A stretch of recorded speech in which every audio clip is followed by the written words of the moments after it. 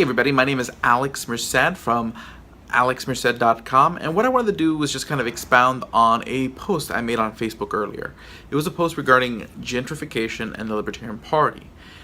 Now, the purpose of the post was just to, first explain what gentrification is. So essentially what happens with gentrification is that you may have a neighborhood that is not so well off, that's had better days, and a developer will come in and start redoing properties, building new residential suites that are updated, have new technology, all sorts of cool stuff. They're nicer places to live.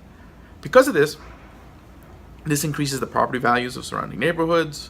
This creates an incentive for vendors, like businesses that normally wouldn't have wanted to be in that area, which further increases property values.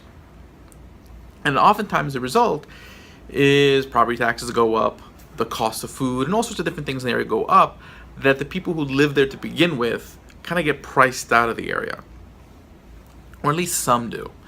Or at least they start seeing the area that they grew up in or have lived in a long time change in culture and in population.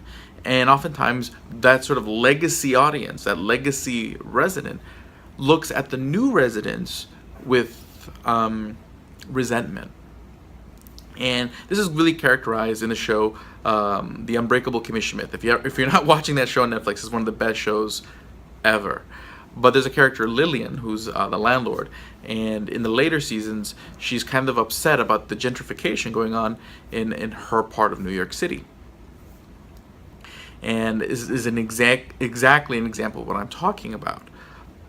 Now, my greater point was, this is not just a geographic thing. It has nothing, just gentrification, or at least this social trend of change, of resentment towards change, is not something that just happens from a geographical residential location. It's also something that happens in all organizations.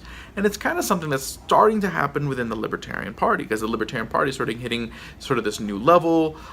It's kind of breaking through to a level that it wasn't before.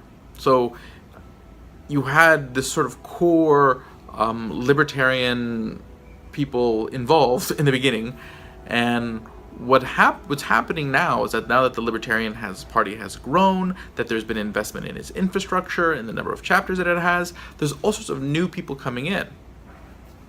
And those new people are getting involved, they're bringing new ideas, new perspectives that do change things.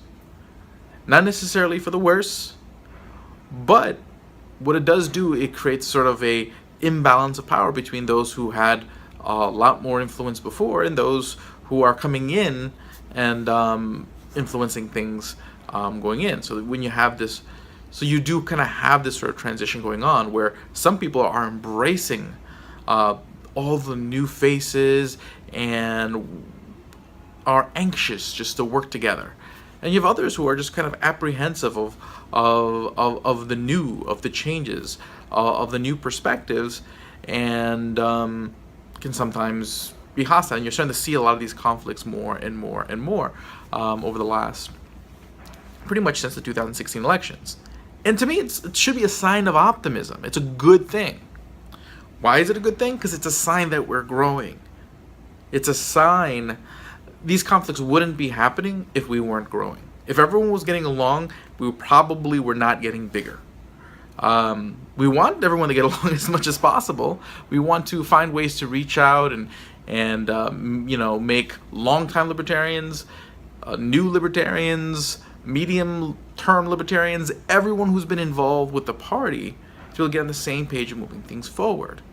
But again, you hit these sort of transformational points, kind of like a neighborhood going through gentrification, where there are sometimes hostilities that come up into existence.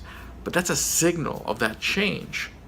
And then sometimes, again, when you see gentrification, that neighborhood usually comes out on the other end, a much nicer neighborhood.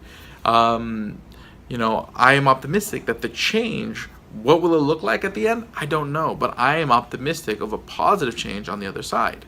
Even though there will be, again, discussions, debates, discourse, tug-of-wars internally in the time being. But that's part of the process. And we should be fortunate to be in that part of the process, because that means we have stepped forward. And that's a good thing. So my name is Alex Merced. Have a great day and enjoy.